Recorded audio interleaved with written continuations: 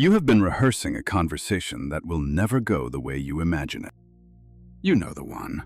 The conversation where you finally say everything perfectly, where every word lands with precision, where they nod slowly and say, "Yes, I understand. I see what you mean. I release you. You are free to go." You have run that conversation in your head 100 times. In the shower, at 2 in the morning, on your commute, during dinner when you were supposed to be present but your mind was somewhere else entirely, rehearsing, preparing, drafting, revising. And here is the thing no one has had the courage to tell you yet. That conversation is never going to happen. Not because you lack the words. You have the words. You have more than enough words. You have rehearsed them until they are worn down to nothing. The problem is not the script. The problem is the audience. The people you are preparing these speeches for.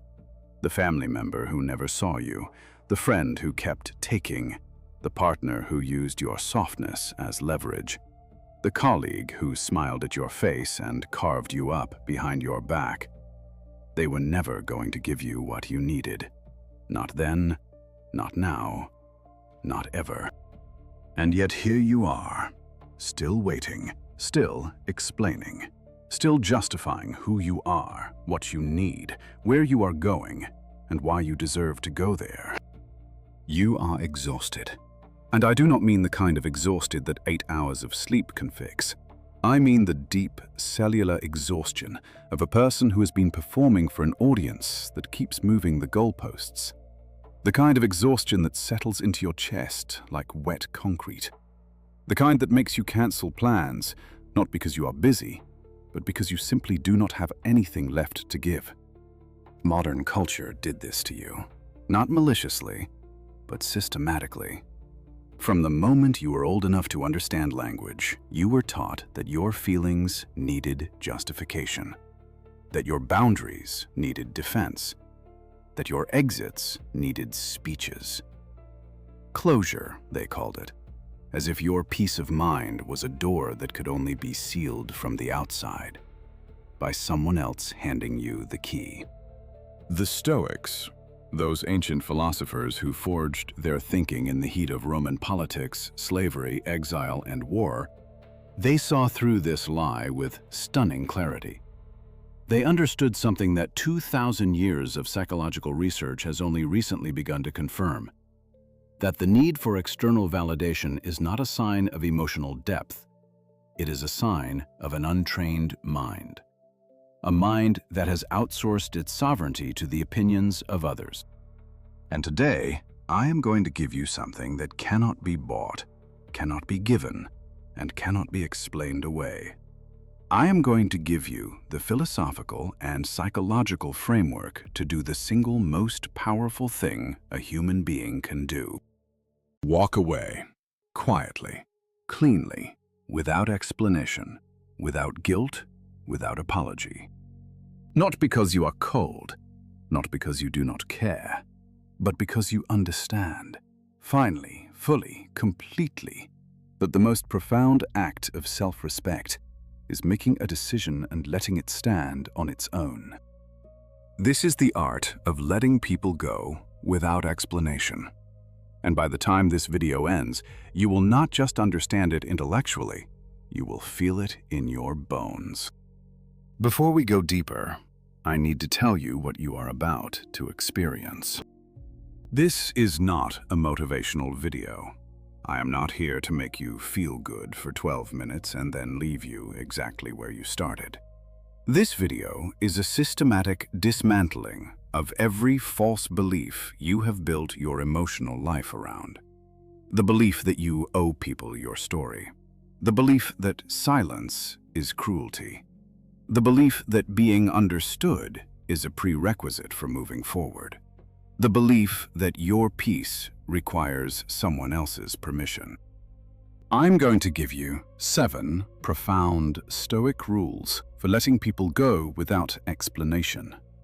7 principles drawn from the philosophy of Marcus Aurelius, Seneca, and Epictetus, cross-referenced with modern psychology, neuroscience, and the work of Carl Jung, but will fundamentally change the way you relate to the people in your life, the way you make decisions, and the way you carry yourself through the world. 7 rules. We are going to go deep into every single one.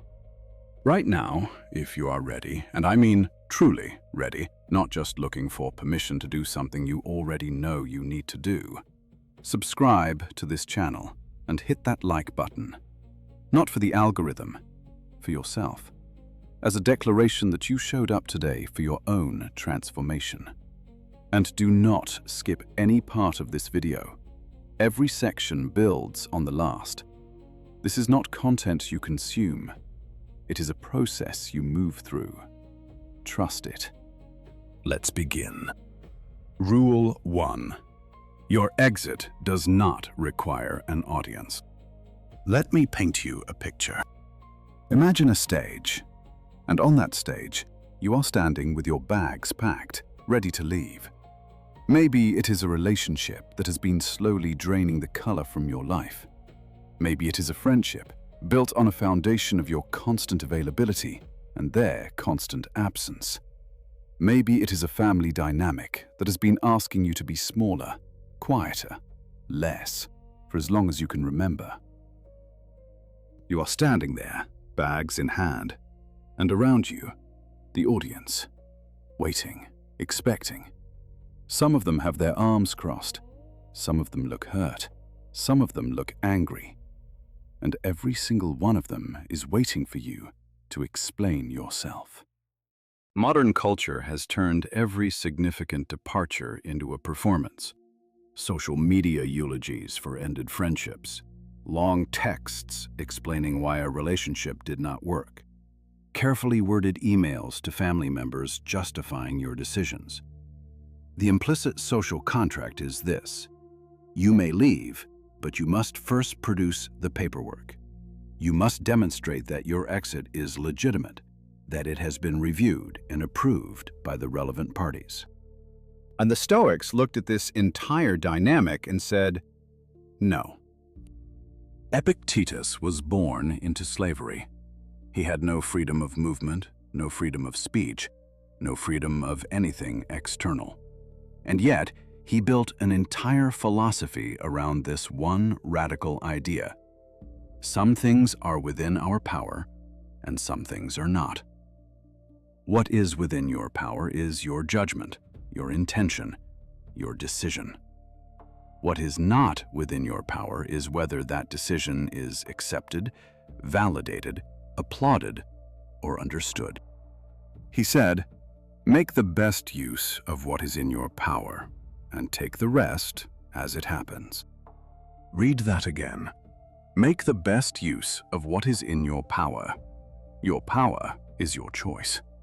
Your power is your decision to leave, to stay, to change direction, to close a chapter. The rest, how it is received, whether it is understood, whether anyone approves, that is not in your power. And spending your energy trying to control what is not in your power is not nobility. It is self-abandonment dressed up as consideration. The modern psychological concept that maps directly onto this is something called the approval trap. Psychologists define it as the compulsive need to seek validation for your choices from the very people most likely to withhold it. And here is the cruel irony at the heart of the approval trap. The people whose approval you are most desperate for are almost always the people whose disapproval trained you to need approval in the first place. Think about that. The person you were standing on that stage performing for, crafting the perfect speech, choosing exactly the right words, hoping to finally be understood. In many cases, that is the same person who taught you, through years of conditional love and emotional unavailability, that your worth depended on being understood. You are trying to get from the wound the very thing that would heal the wound. And it does not work. It has never worked. It will never work. The Stoic move, the hard move, the courageous move, is to step off the stage, to pack your bags and walk out of that theater while the audience is still settling into their seats. Not because you do not care about their reaction, but because you have finally understood that their reaction was never going to be the source of your freedom. Here is your actionable shift for today. The next time you feel the overwhelming urge to over-explain a decision, a boundary you set, a relationship you are stepping back from, a commitment you are declining, pause completely. Do not reach for your phone. Do not draft the message. Instead, ask yourself one honest question. Am I explaining this for their understanding or for my relief from their disapproval? 90% of the time, it is the second one. You are not seeking understanding. You are seeking the temporary relief of being approved. And the Stoic practice is to sit with that discomfort instead of performing your way out of it. The discomfort of not being understood, of not being approved, of standing firmly in a decision that belongs entirely to you. That is not a problem to be solved. That is freedom being born. If this rule landed for you, drop this in the comments right now to anchor it in your mind. I am allowed to leave without a speech. Rule 2. Silence is not abandonment, it is sovereignty. There is a very specific accusation that gets thrown at people who practice strategic silence. You have probably heard it. Maybe you have even believed it when it was directed at you. You are being passive-aggressive. You are giving the silent treatment. You are emotionally immature. Real adults communicate. Real adults do not just go quiet. If you had nothing to hide, you would answer. This framing is so pervasive, so deeply embedded in our cultural understanding of emotional maturity, that most people never stop to question it. The assumption is that talking is always better than silence, that words are always the more evolved response, that going quiet is, by definition, avoidance. The Stoics would have found this assumption both understandable and catastrophically wrong. Marcus Aurelius, who governed the most powerful empire in the world while personally managing grief, betrayal, political manipulation, and relentless war, wrote extensively about the discipline of speech. He was not a quiet man by nature. He was, by all accounts, deeply thoughtful and highly verbal.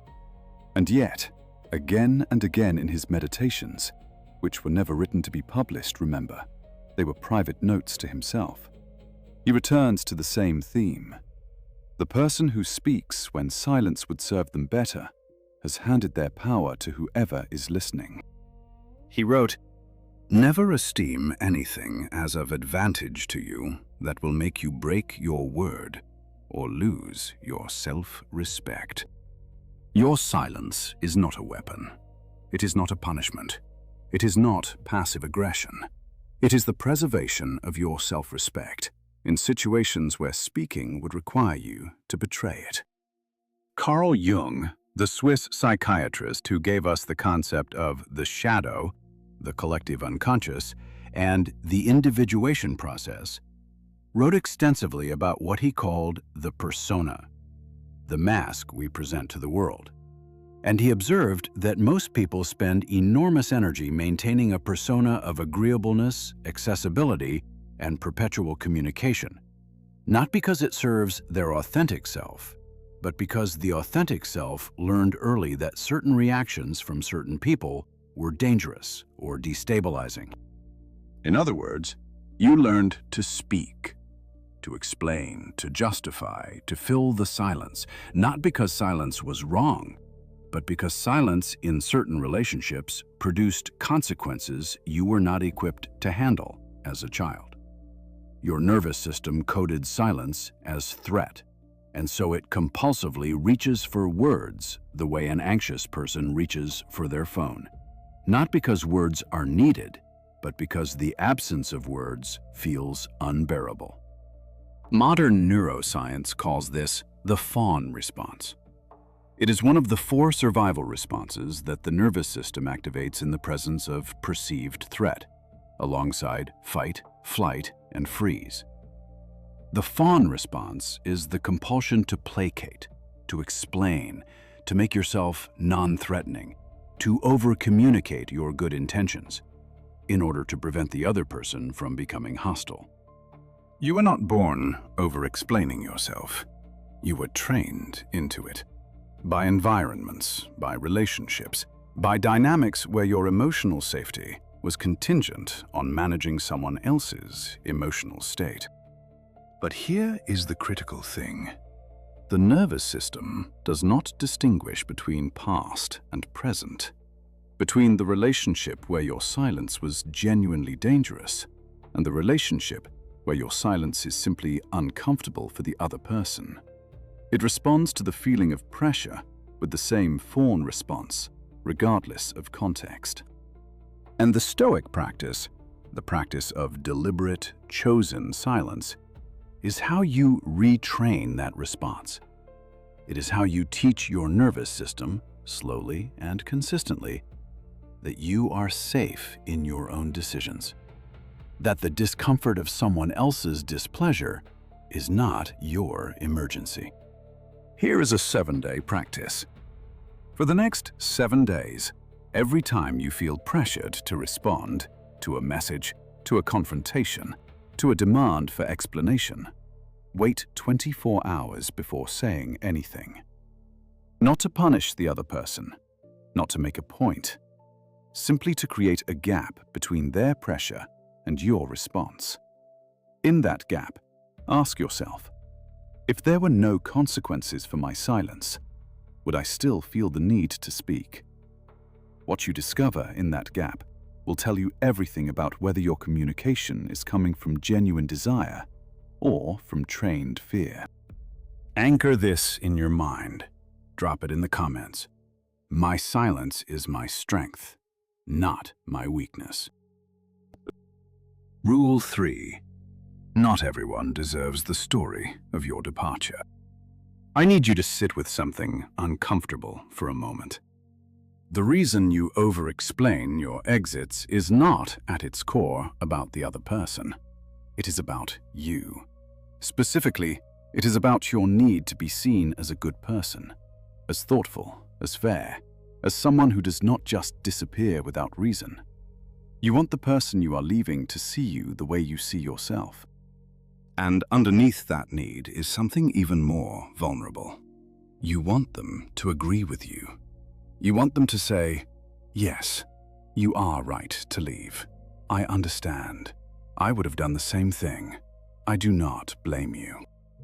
You want their verdict on your own story to match your internal verdict. And that desire, that deeply human, completely understandable desire, is the exact mechanism that keeps you trapped. Seneca wrote with characteristic sharpness, "We suffer more in imagination than in reality."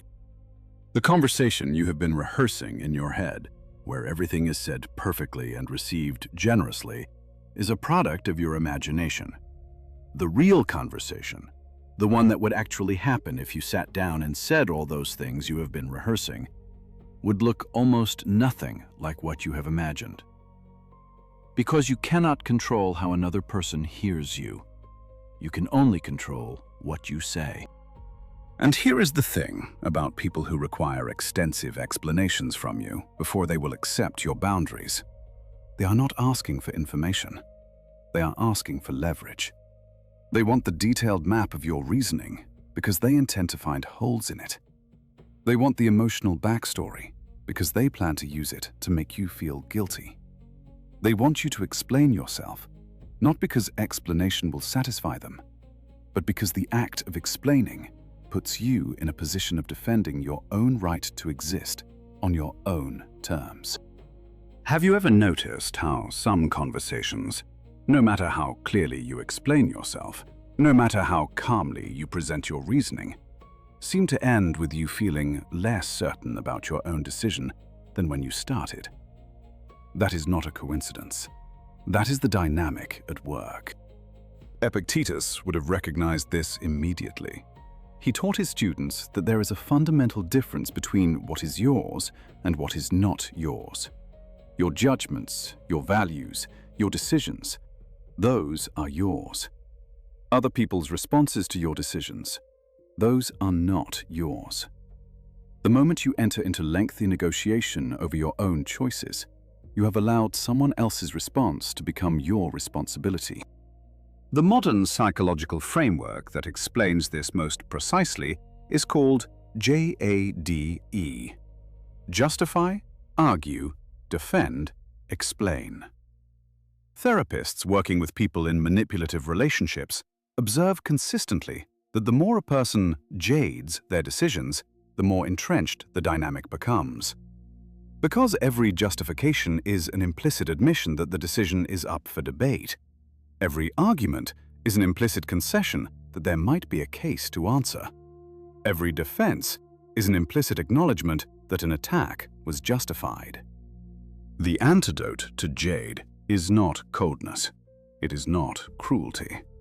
It is the simple, firm, quiet practice of making a decision and treating it as made. Your journaling practice for today. Write down the name of the person you have been trying to get understanding from. Below their name, write down 3 specific times when you opened up, explained yourself honestly, and that vulnerability was used against you, either directly, through mockery or dismissal, or indirectly, through them using your words to win arguments later.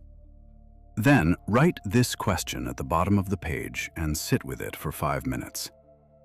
What am I actually hoping this person will give me?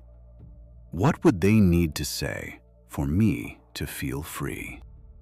Whatever answer comes up, that is not something they can give you. That is something you need to give yourself.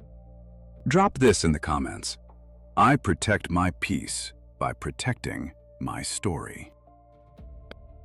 Rule 4. Guilt is a cage built from other people's expectations. Let us talk about guilt, because this is the mechanism. This is the actual lock on the cage. You know what you need to do. You have probably known it for longer than you want to admit. The relationship needs to end. The friendship needs to change. The dynamic needs to be broken. Your mind has been clear on this for months, maybe years. And yet here you are, still in it, still tolerating, still explaining yourself to someone who does not hear you. Why? Guilt. Not the clean guilt of having genuinely wronged someone, not the moral signal that tells you, you made a mistake, there is something here to make right. That kind of guilt is healthy. That kind of guilt is the nervous system's ethical compass doing exactly what it was designed to do. I'm talking about the other kind of guilt. The manufactured guilt. The guilt that shows up the moment you assert a need that inconveniences someone else. The guilt that makes you apologize for taking up space.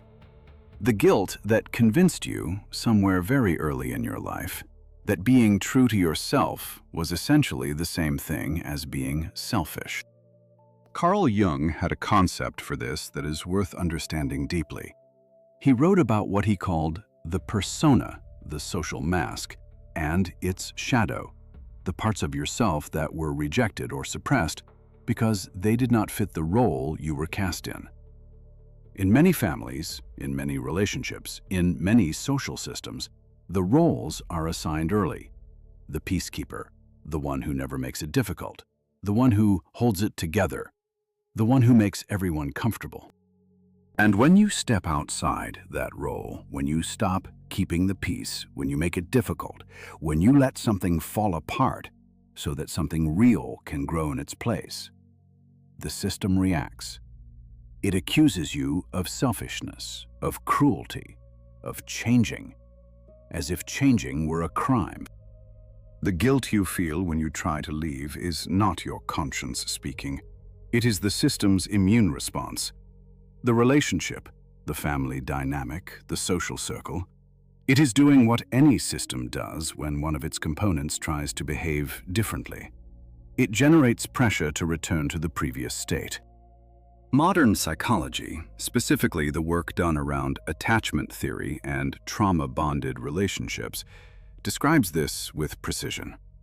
When we grow up in environments where love was conditional, where we received warmth and safety when we were compliant, and withdrawal or anger when we were not, we develop an association between our authentic self-expression and the threat of abandonment. The nervous system learns. When I assert my needs, people leave. When I disappoint people, I am in danger. This is not a character flaw. This is not weakness. This is adaptation. You adapted to your environment brilliantly. The tragedy is that the environment changed. You grew up. You moved through the world. You are no longer in that original dynamic. But the nervous system has not updated. It is still running the old survival code in new contexts. Epictetus understood this in a way that cuts across 2,000 years with startling directness.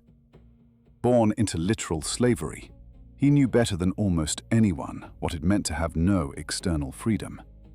And he still insisted, with complete conviction, that no one can touch the inner citadel. No one can take what is inside you, your judgments, your values, your will, your decision about who you are and what you stand for. He said, "No man is free who is not master of himself. Not master of others, not master of circumstances, master of himself, which means master of his responses, master of his judgments, master of whether he allows another person's guilt trip to become his truth." Here is a practice that psychologists use in somatic therapy, therapy that works with the body, not just the mind, to begin rewiring this guilt response at the nervous system level. Stand in front of a mirror, make eye contact with yourself, and say these sentences out loud, slowly, one at a time. Do not rush through them. Let each one land. I am allowed to disappoint people. I am allowed to be misunderstood. I am allowed to change. I am allowed to leave. My self-worth is not determined by whether people approve of my decisions. The discomfort you feel saying those sentences, if it is there, and it very likely is neuroplasticity at work. Your brain encountering a new pattern, a new way of thinking about yourself and your obligations to others. That discomfort is not a sign that these statements are wrong. It is a sign that they are new. And new is exactly what we need. Say those sentences every day for 30 days. Write them in a journal at night. Let the neural pathway deepen. Anchor this with the comment, "I am not responsible for their reaction to my growth." Rule 5. The clean exit is the most generous thing you can do. Here is the paradox, that everything in your emotional conditioning will resist. The long, careful, detailed explanation, the one you think is the kind thing, the considerate thing, the emotionally mature thing, is actually, in many cases, the cruelest thing you can offer. Think about what an extended explanation actually does. It opens a negotiation. Every reason you give is a foothold. Every vulnerability you share is a lever. You tell them you are leaving because you feel unappreciated. Now there is a thing they can promise to change. You tell them you are leaving because the dynamic has been unequal. Now there is a list of specific behaviors they can agree to modify. You tell them you have been feeling unseen. Now there is an emotional wound they can perform sympathy over. just long enough for you to second-guess your own clarity. The explanation does not close the door. It holds the door open while simultaneously producing the exact content that makes it hardest to walk through. A clean exit, a simple, quiet, decided exit, does not do any of those things. It says, "This chapter has ended," not because of a list of grievances, not because of a series of failures, but because I have decided. And I have treated my decision as a decision, not as an opening position in a negotiation. For the person on the other side, and I want you to hold this thought even if it feels uncomfortable, a clean exit is actually a more honest and more respectful act than an explanation that leaves everything technically open while actually changing nothing. An explanation that you are not actually open to reconsidering is not honesty, it is theater. And making someone perform scenes in your theater while you have already mentally left is not consideration. It is cruelty with good intentions. Marcus Aurelius wrote in his Meditations about what he called the discipline of action. He described it as the practice of doing what must be done, fully, cleanly, without excess drama, without seeking sympathy, without making the act more complicated than it needs to be. He said, "Confine yourself to the present." The present. Not the history of the relationship, not the projection of how it will end up, not the imagined reaction of everyone who will have an opinion about it. The present. What is actually true right now? What actually needs to happen right now? Neuroscience adds a dimension here that Marcus Aurelius could not have accessed, but would have recognized immediately. The concept of neuroplasticity, the brain's ability to rewire itself through repeated experience, means that every time you repeat a behavior, you strengthen the neural pathway associated with it. Every time you over-explain, you reinforce the pathway that tells your brain, "My decisions are not complete until they are externally validated." Every time you make a clean, decided exit without negotiation, you build a new pathway. One where your decisions are real the moment you make them. One where your clarity is its own authority. This is not built overnight, but it is built. One clean decision at a time. Here is your practice.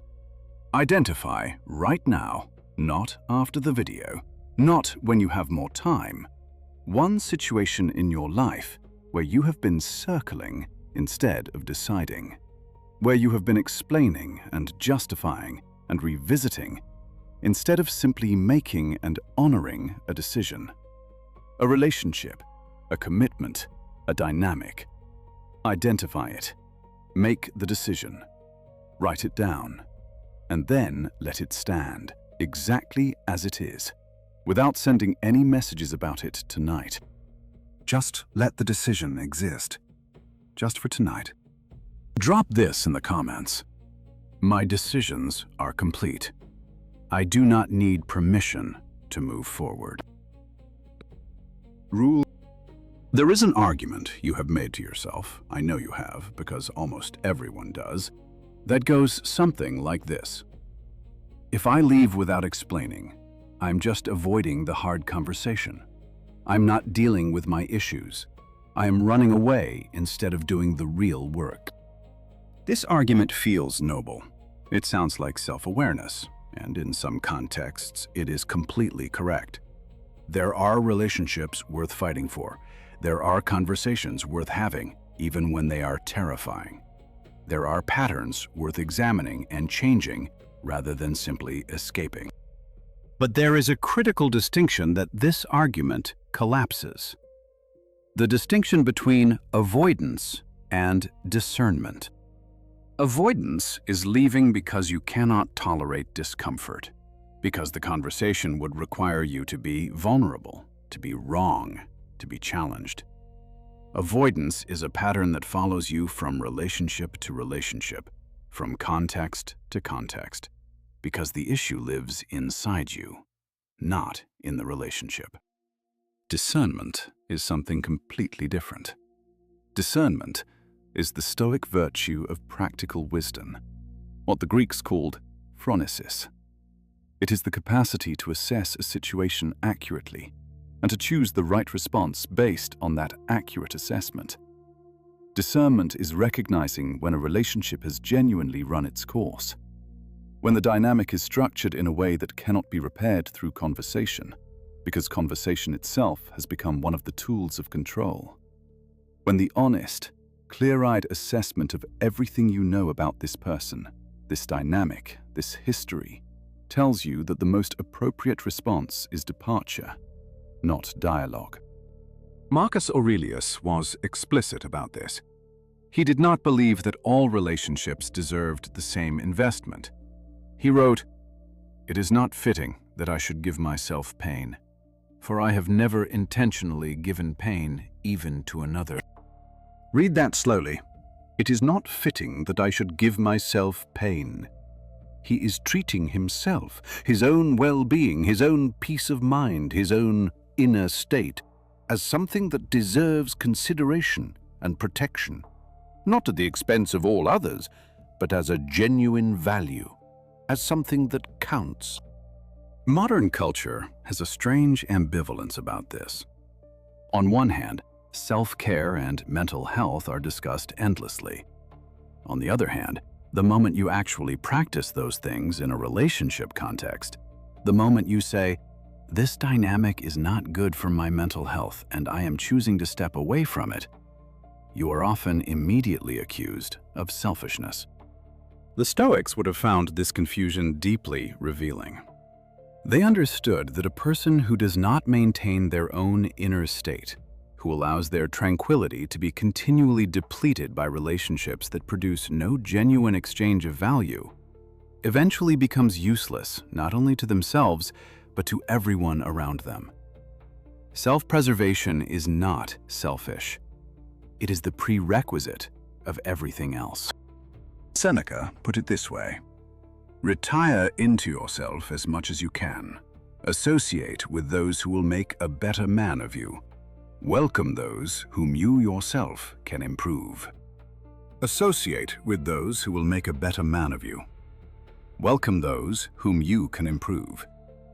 This is a remarkably clear and unsentimental description of the purpose of human relationships.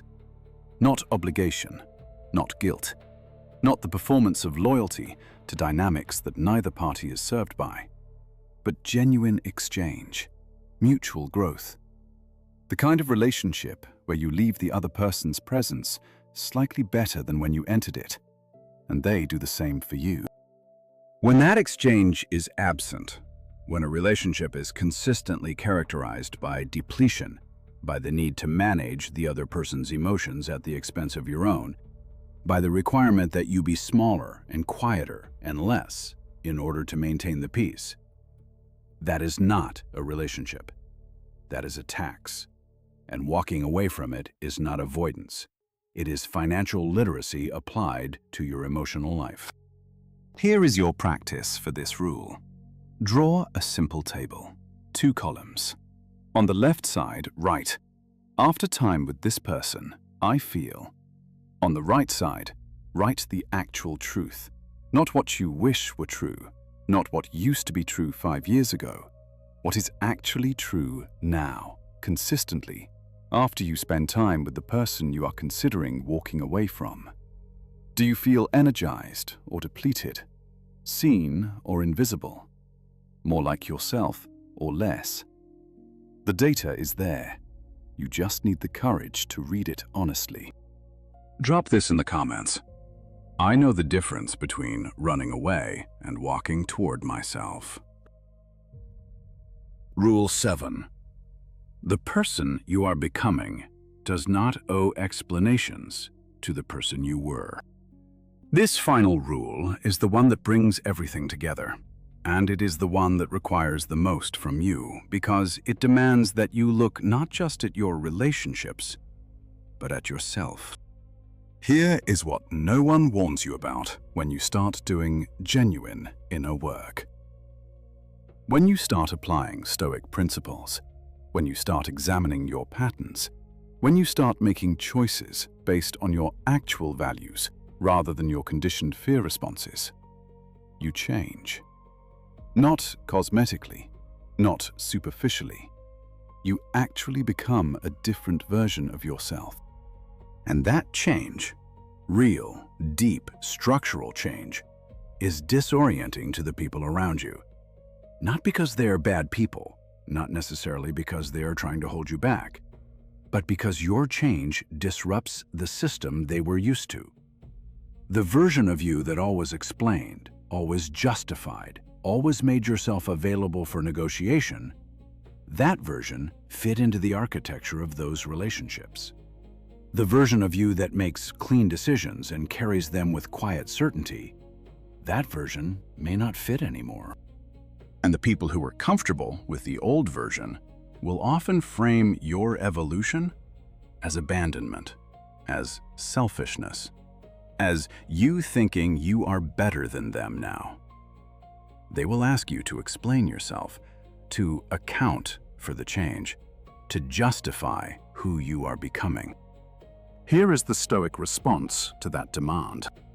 Marcus Aurelius wrote in his Meditations, in a passage that feels like it was written directly for this moment, "The impediment to action advances action. What stands in the way becomes the way." The resistance you encounter from others when you change, that resistance is not evidence that you are wrong. It is evidence that you are real, that something genuine is happening. Change that encounters no resistance was probably not real change. Carl Jung said something that lands even more directly here. He observed that the most unsettling thing you can do to someone who is invested in your dysfunction is to become healthy. Because your health is, implicitly, evidence that they could have done the same. That the dynamic did not have to be the way it was. That different was always possible. You do not owe anyone an explanation for your health. You do not owe anyone an apology for your growth. And you do not owe anyone a detailed account of the journey that brought you to this point. Seneca, in his letters to Lucilius, wrote one of the most profound things I have ever encountered on this exact topic. He said, "As long as you live, keep learning how to live." Keep learning how to live, not how to maintain the version of you that others found comfortable, not how to keep the peace in systems that were built on your compliance. How to live your actual life, the one that exists when you stop performing. Here is the final practice I want to give you. Write a letter. Not to send. Never send this. Write a letter to the person you were 3 years ago, or 5, or 10. The version of you who was still in the dynamic you are now considering walking away from. Tell that version of yourself what you have learned, what you now understand about guilt, about explanation, about the cage of other people's expectations. Tell them, and read this slowly when you write it, that they were doing the best they could with what they knew, and that the person you are becoming is not a betrayal of them. It is the completion of them. You are always going to arrive here. The journey just took the time it needed to take. Drop this final affirmation in the comments. I honor who I was by fully becoming who I am. You came into this video carrying something heavy. The weight of unspoken explanations, the weight of rehearsed conversations, the weight of every moment you stood at the edge of your own decision and pulled back because someone else's discomfort felt like your responsibility. Let me summarize what you now know. Rule 1. Your exit does not require an audience. The only permission you need to leave is the one you give yourself. Rule 2. Silence is sovereignty. The compulsion to fill every silence with explanation is a trained fear response, not a moral obligation. Rule 3. Not everyone deserves the story of your departure. The people demanding explanations are often the least equipped to receive them honestly. Rule 4. Guilt is a cage, and the bars of that cage were put there by systems that needed your compliance, not by your own conscience. Rule 5.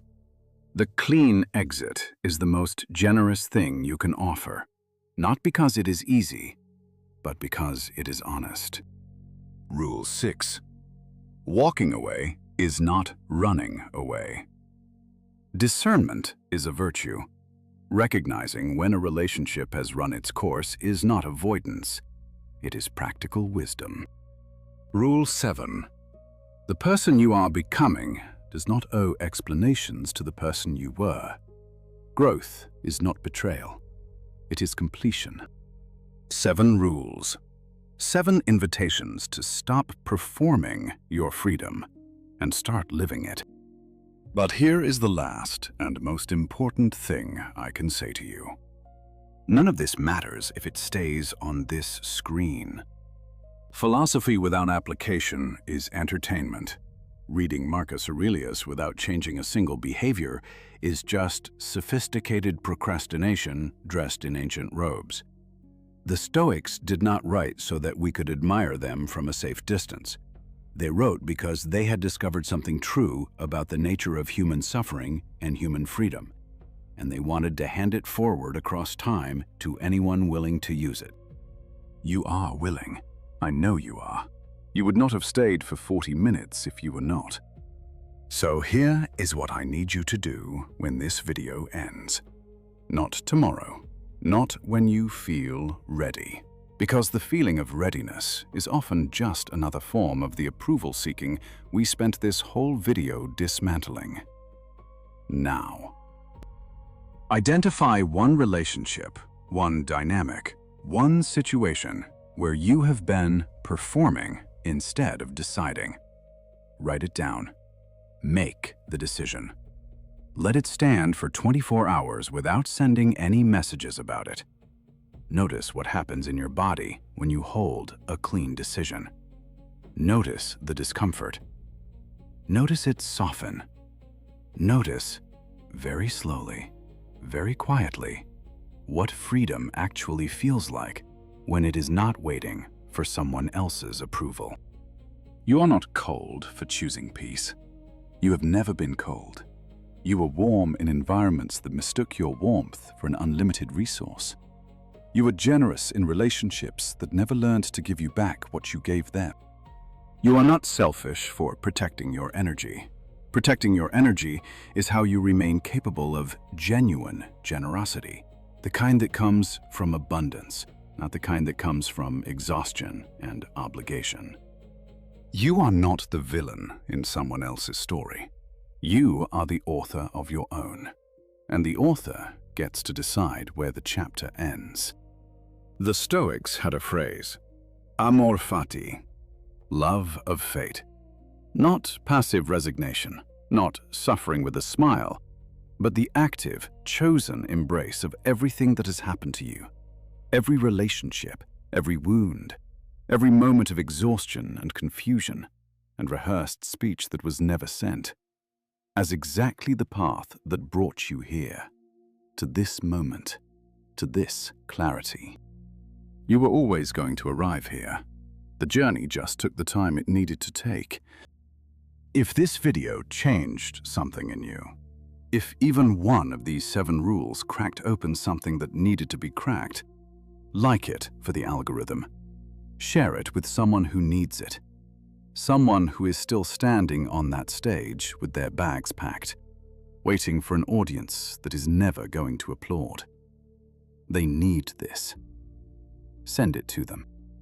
Subscribe to this channel, because what is coming next will go even deeper. We are going into the Stoic art of emotional detachment.